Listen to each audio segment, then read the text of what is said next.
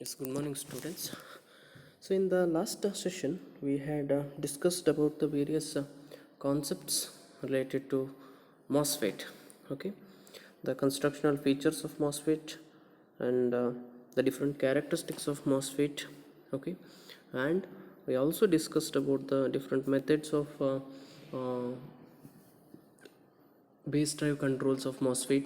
Okay, and we solved some of the problems on the MOSFET also. We have reduced, we have also discussed about the advantages, disadvantages, merits. Okay, and also control techniques, isolation of gate drive circuit in case of MOSFET. Okay, many more. In this session, we'll discuss about another very important type of power electronic switch. Okay, which is used for the high power applications, high voltage applications, that is insulated gate bipolar junction transistor.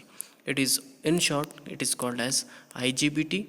So it's also one of the important switch in power electronics. Okay, which is used in most of the power electronic devices for its switching operation.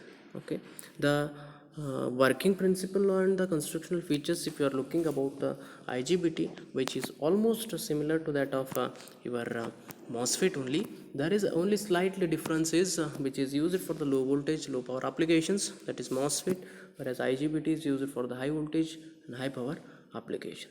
Okay, this is an indication. So this is how we are indicating the IGBT, the symbolic representation of IGBT. So which is a IGBT is a three terminal device or three terminal switch. It is consisting of a three terminals. So one is a collector.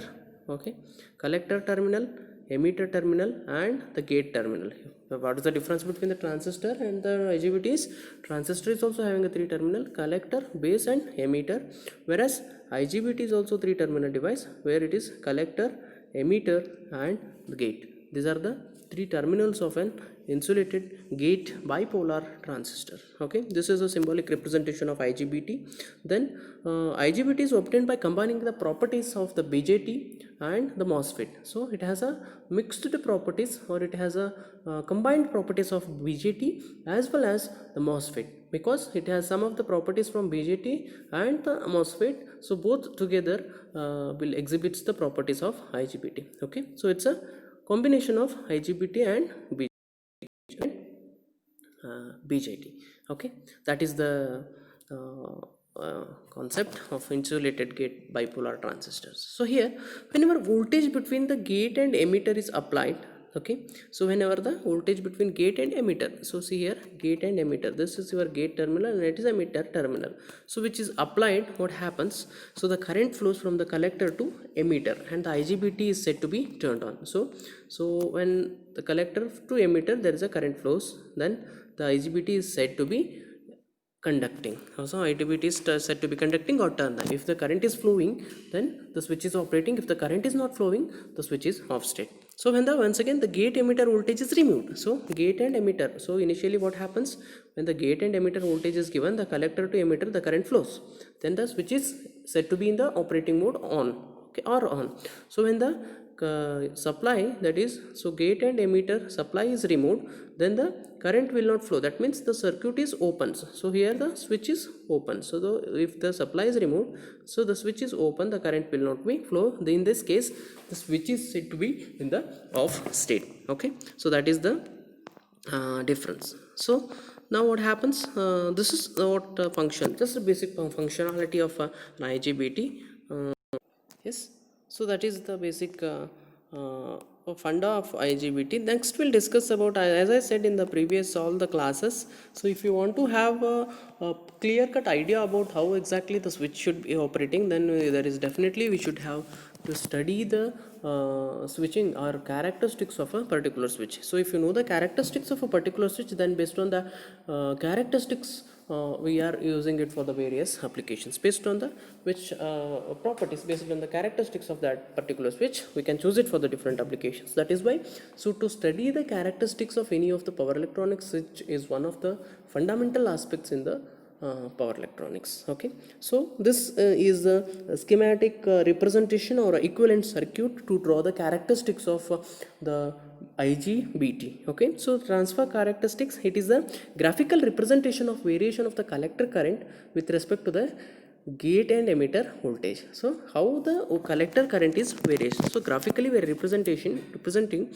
how your collector current will be varying. So how your collector current IC is varying, so when you vary the gate and emitter voltage, so that is the transfer characteristics of IGBT. So it's an equivalent circuit. So you have a supply voltage, so you have a IGBT here, you have a gate and emitter supply, and this is a emitter and collector supply. So now what happens, so you have to keep your VCC constant value, some constant value you keep, then start vary the VGE. VG is nothing but the gate emitter voltage. So when what happens, so initially there is no the switch is at the off state. So once the gate receives the required amount of the pulse, so from the input side, when the gate receives the required amount of the pulse, then the current starts flowing from collector to emitter. So current starts flowing from current to collector to emitter. How it is flows, once the required once your IGBT receives the required amount of gate pulse, so the current directly rises. Okay, so that means if the current is flowing, so if the voltage is there, then it is an open circuit. So if the current is flowing, means the switch is shorted. So this is the transfer characteristics. We can say the point at which you can say the here there is a initially it is 0, at some point the current will be rising. So that point is called as a threshold point. The voltage at that particular point is a threshold voltage of an IGBT. Okay, so that's a transfer characteristics. Transfer characteristics is, once again, it is the graphical representation to indicates the variation of the collector current with respect to the gate emitter voltage. Okay, so this is the circuit diagram, or we can say it's a experimental setup to draw the characteristics of a IGBT. Okay, now so we have another voltage VI characteristics. So VI characteristics is, once again, so it is the variation of the collector current with respect to the variation to the collector to emitter voltage. So collector, if we vary the collector to emitter voltage, how the collector current varies. Initially what happens, so you kept this collector emitter voltage constant and varied the gate emitter voltage. So to draw the transfer characteristics, now what we are doing, you are keeping the gate emitter voltage constant and varying the collector emitter voltage to observe how the current is behaving, So here, so your VI characteristics or static characteristics of IGBT is, once again, it's a graphical representation to indicates the variation of the collector current with respect to the variation of the collector emitter voltage. Okay, so here the figure which will indicates or which will shows the characteristics of N channel IGBT. We have, once again, there are different types of IGBT, N channel, P channel IGBT. So I think we have in MOSFET we discussed the different types of channels, different types of MOSFETs. So here also IGBT will discuss the constructional features after this characteristics. So here it will indicates the N channel IGBT characteristics. So the characteristics are plotted for the collector current IC with respect to the collector emitter voltage VCE. Okay, so this is the graphical representation, and it is drawn for the different value of the VGE, VGE1, VGE2, VGE, the different values of gate emitter voltage. So the VC is varied and the results are plotted to understand how the current will be behaving when we vary the collector and emitter voltage. Okay, so this is the x-axis is the indication of the collector emitter voltage, and the y-axis will be indicating the collector current in terms of the milliamps. Very small amount of current is flowing through that particular switch, so we are taking in terms of a milliamps. So initially what happens, just keep the VGE, that means the collector to gate to emitter voltage, you keep it a constant, then you start vary the your VCE. So you keep this as a constant, say 10 volts, 20 volts, 15 volts, whatever the required range. So then you start vary the VCE. Okay, then observe how the current will be behaving. So see here, so if collector emitter voltage is kept constant, okay, then the voltage, so you say for example VG1 is 10 volts, they have kept constant, VG2 is 20, VG3 is 30, VG4 is 40. They are the constant voltages which they have kept. So keeping VG is 10, 20, 15, whatever it is. So vary the VCE. So then what happens, initially the current slowly starts rises. So the current flows from collector to emitter is slowly, I mean linearly rises. Then at one particular point, so it will be saturates. Saturates means the constant current will be flowing from collector to emitter. Okay, the same way for the different, so it's for 10 volts, if it's for 20 volts, so the same, once again the current will be linearly rises, then it will saturates. So in the third, if you take a third gate emitter voltage also, linearly current rises and then it will saturates. So similarly for the fourth gate emitter voltage also, current linearly rises and then it will be saturating. Okay, so this is how the current will behaves when you keep the gate emitter voltage constant and collector emitter voltage variable. So in that case, this is the plot. So this plot is called as a static VI characteristics or a static characteristics of MOSFET. It is once again the variation of the collector current with respect to the variation of the collector to emitter voltage. Okay, so that is about the VI characteristics of MOSFET. So the different values of VG, as I said, so for the different values of VG you will get the different current value. Okay, so now when VG is less than the threshold voltage, as I said, threshold voltage is it's a voltage at which the current starts flowing is called as a threshold voltage, and the point at which it is happened is called as threshold point. So when VG is less than the threshold voltage, that is VGE is less than VGET, that means threshold voltage. So then IGBT is off state. So gate voltage is less than threshold voltage, then IGBT is said to be in the off state. When the gate voltage exceeds more than that, then IGBT is at the on state. Okay, that's the different characteristics of IGBT. Now I will have a discussion about the constructional features of IGBT. So IGBT, still now we discussed some characteristics. Now discussing about the construction, which is indicate the representation of constructional view of the IGBT. Okay, then it consisting of once again the different types of semiconductor material only. There's IGBT, MOSFET, diode, whatever the switch you take, all these are made up of with the power semiconductor materials. Okay, here we have P plus N minus P plus. Okay, different semiconductor layers are fused one above the other to get the IGBT here. Okay, the metallic contacts which will shorted and which will forms the gate terminal and the emitter terminal. SiO2 is nothing but the silicon ion oxide here. So silicon oxide layer which is present, so that will melts once the current is flowing and it will makes the contact. Then your switch is said to be in the what we can say on state. So this is here we have a strongly P plus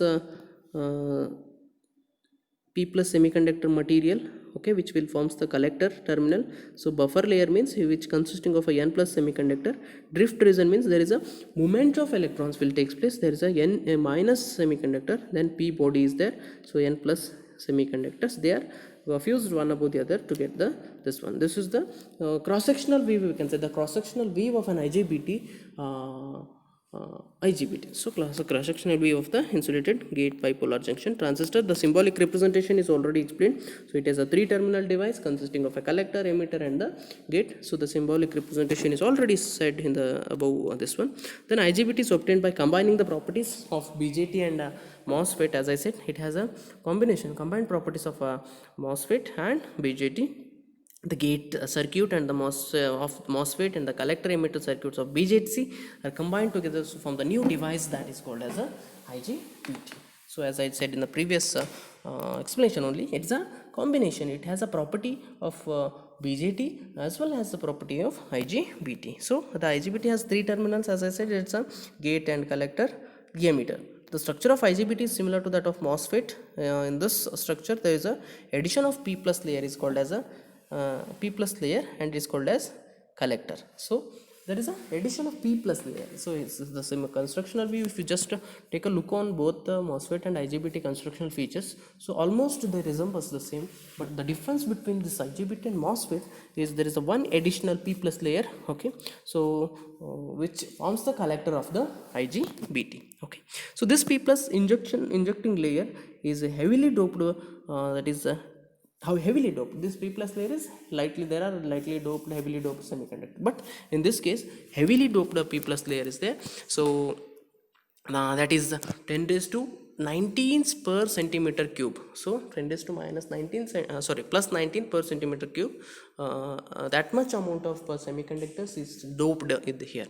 So n plus layer is also having a 10 raised to 19 per centimeter cube doping level. So this n p type body has a doping level of 10 raised to 16%. These are the different concentration of power semiconductor material which are doped to get the IGBT here. Okay, that's a constructional or cross sectional view of IGBT, which consisting of different layers of different doping range, right?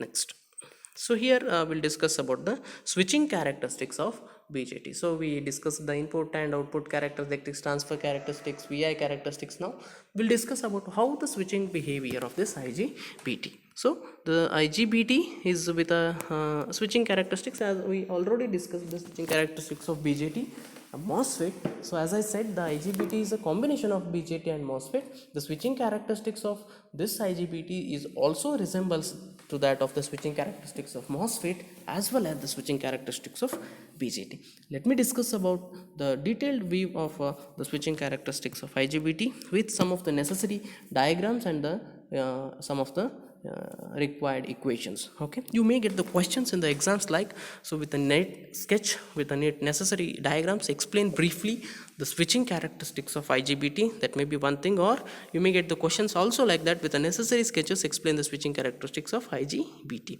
So in the previous year questions you will definitely get such type of questions on IGBT, either the characteristics of IGBT or characteristics of MOSFET. Okay, we will definitely get one or two questions on this.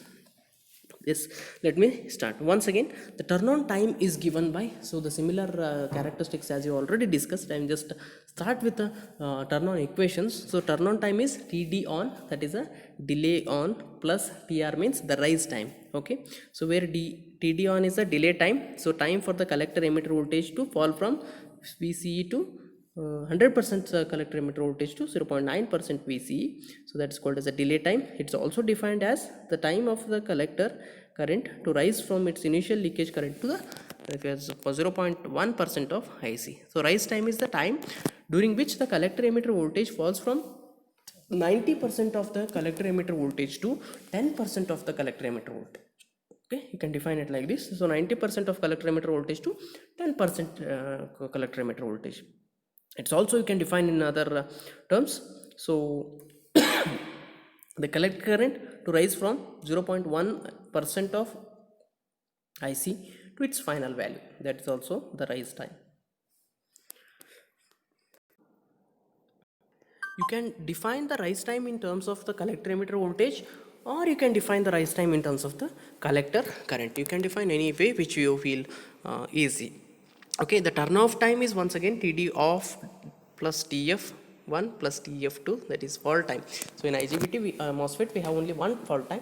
Here we can find the two fault times. Okay, delay time off is nothing but the definitions. These are the definitions which I have given already.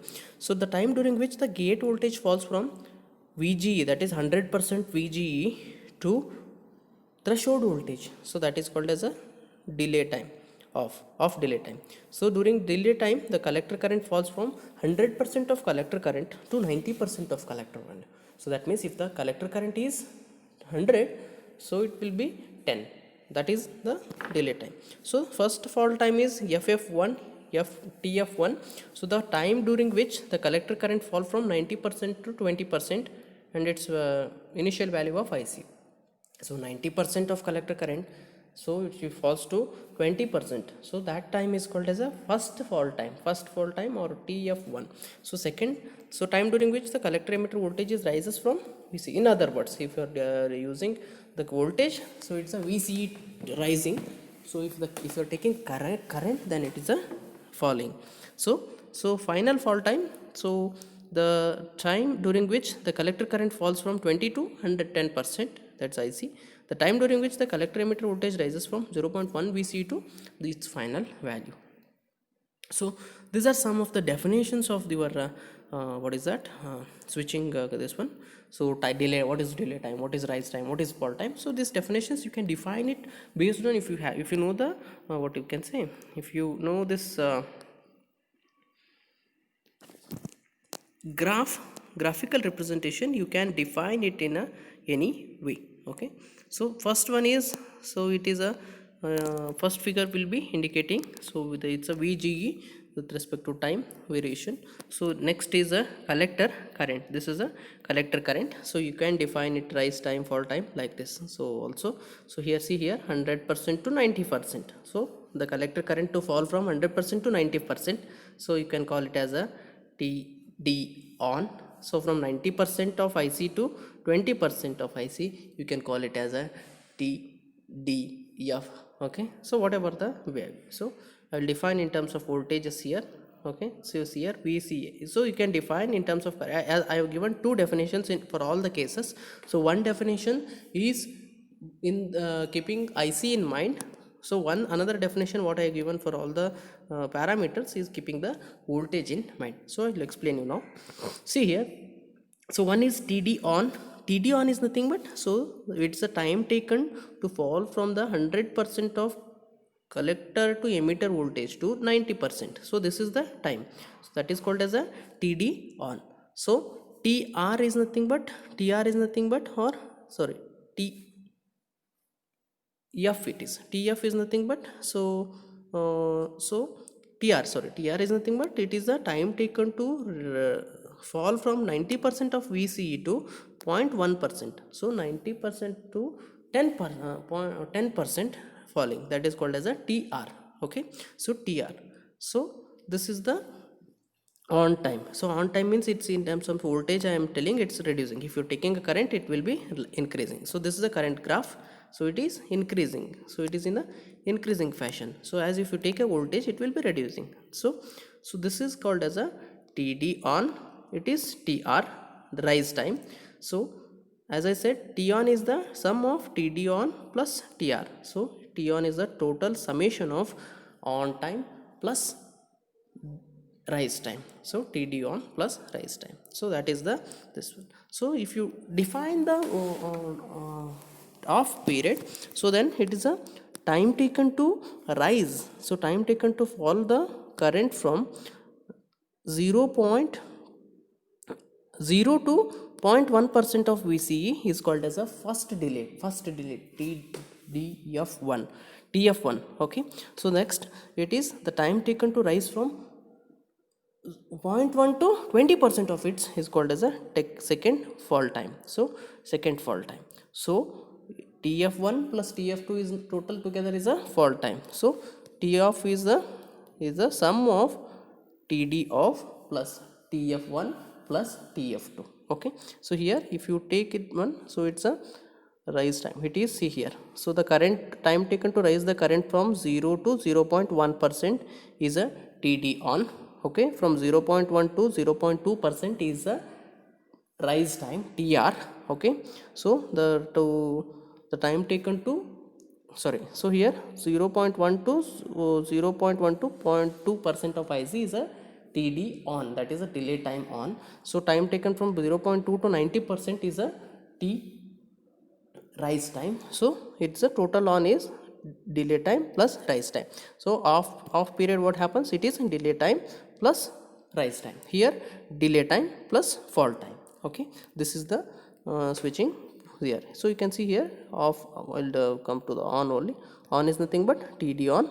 TD on is nothing but time taken to rise from some value to some percentage of current to next level. So TR is a rise time, so as shown there. Similarly off is TD of fall time 1 and fall time 2. You can just fall time, add fall time, both the fall time, and you can consider only one fall time also, no problem. So it is a delay, turn off delay plus fall time. So this is the off equation to calculate the off period of IGBT. So this is the about the switching characteristics of IGBT. So Yes, today we discussed about IGBT, what is the IGBT and the switching characteristics of IGBT we discussed. Next, we'll discuss about some of the applications of IGBT. So advantages and merits of IGBT compared to your MOSFET is, so IGBT is a voltage controlled device, okay, hence the drive circuit is very simple. It's a voltage controlled device. If you apply the positive voltage, the gate drive, it will turn on. If you remove the gate, if you apply the negative voltage, it will be turned off. So that means, so the IGBT is a voltage control device, hence the driver circuit is very simple. So on state losses are reduced. There is very less amount of on state losses in case of IGBT, which is not true in case of MOSFET. Third one is, there is no commutation circuit is required. Commutation is nothing but the process of turn off of any of the switch. So there is no commutation is required. If you apply the negative gate voltage, turn off is happens. So that's why no commutation is required here. Then switching frequencies are higher than the thyristors. The thyristors, compared to the thyristors also, the switching frequency, that means switching frequency means on to off to on, so which is very much higher. A gate has a full control over its operation. IGBT, the gate terminal has a complete control over its operation. So if you give a positive gate, it will be on. If you give a negative gate, it will be off.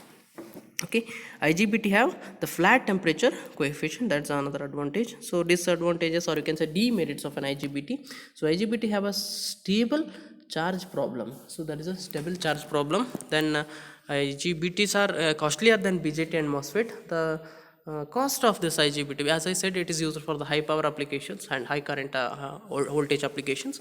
Definitely, as the doping levels you have seen while the construction, so doping concentration you have seen. So based on that, definitely cost of the product is also increases. So then excess power dissipation can take place at the time of turn on and turn off. There is a power dissipation will take place some during a turn on as well as during the turn off. So then applications, if you are talking about the applications, same way, wherever you are using a MOSFET BJT, you can replace the MOSFET BJT with IGBT. Okay, the only difference is MOSFET and BJTs are for the low power applications. This is for both low power as well as for high power applications. So wherever you are using MOSFET, wherever you are using IGBT, wherever you are using BJT diodes, all the places you can just replace the IGBT. That means you can use the IGBT in all the power electronic circuits. Okay, that's it. Then just to list out few of the applications, so it is used in the AC motor drives, that is the inverters. Inverter is nothing but, what is that? Inverter is a DC to AC converter. So there we are using this IGBTs. Then DC power supplies, that is choppers, there also you will find it. Then UPS is definitely, you will find the applications of this IGBT, MOSFET and other things. Then harmonic compensator is also one of the place or one of the applications where you are using this IGBT. Okay, so that's about the applications of IGBT. So with this today we complete the session on IGBT. So we started with a symbolic representation of IGBT, then we discussed about the characteristics of different switching characteristics of IGBTs we discussed. Then input output characteristics we discussed, and constructional view of IGBT we discussed. Then applications of and advantages and disadvantages of IGBT we discussed. Okay, so with this we'll wind up for today's session. So from next session onwards, we'll discuss the another very important concepts related to this MOSFETs and IGBT. I think another one or two sessions your second module will get over.